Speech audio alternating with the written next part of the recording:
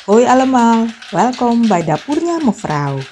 Vandaag ga ik een Indonesisch drankje maken en dat is es soda gembira. Soda gembira is een populair drank in Indonesië. Het bestaat uit koolzuurhoudend water, gecondenseerde melk, siroop en ijs. En dit drankje is perfect om in de zomer te drinken. Geniet van het kijken.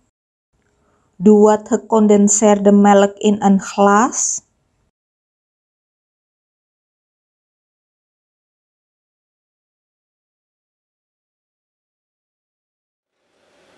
Voeg veel ijsblokjes toe.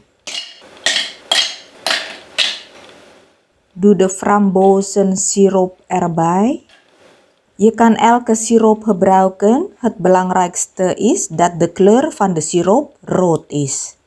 En voeg als laatste het koolzuurhoudend water toe.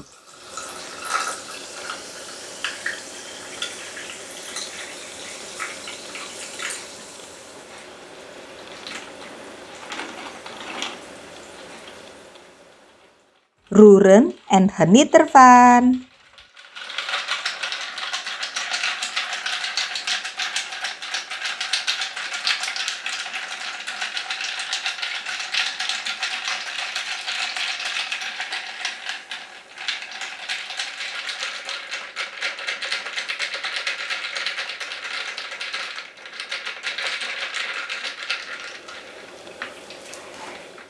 Bedankt voor het kijken.